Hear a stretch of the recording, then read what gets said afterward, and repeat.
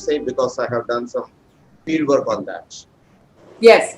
There are four critical, in my opinion, observations. When I did my field study with respect to the OEMs, and I asked the IR managers, will you please give me some sample of vendors that is down the supply chain? They said that IR department and vendors department do not have interface. Vendors department lists are confidential documents. Now, secondly, I asked, is there an HR audit clause in your commercial contracts? Yes, they do exist in tier 1 and tier 2, but I had managed to track with the help of the trade unions to go down to the home-based worker who was having the small lathe. When I say home-based worker, self-employed worker with one person. I mean, I do not know how many tiers or peels of onion I must have ripped off, but I'm asking 3 questions to the people who are representing the employers and others. Number 1, can the supply chain HR issues be shared with the trade union at the OEM to be able to have some transparency in HR down the line?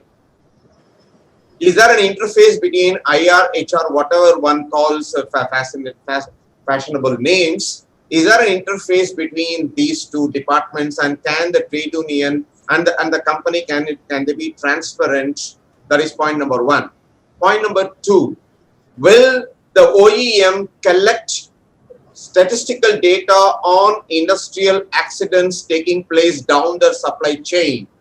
I know we've acknowledged that this is the start of a consultation process, and it may be premature to deliver answers. Vinny, same goes for you as well. But I was wondering if Vinny, Mr. Menon, would you like to respond to Professor Shyamsundar? Okay, I may not have the whole answer of it, but yes, definitely supply chains are very well mapped. I will come back to you whether the IRs and the vendors departments talk to each other or not. I will come back to you. I'm frankly not aware of this. HR audits have started happening, and again, I'm not very sure if they map the accidents. Okay, but it'd be worth its while if they're not being done to include those, because it brings to perspective of what we are talking today.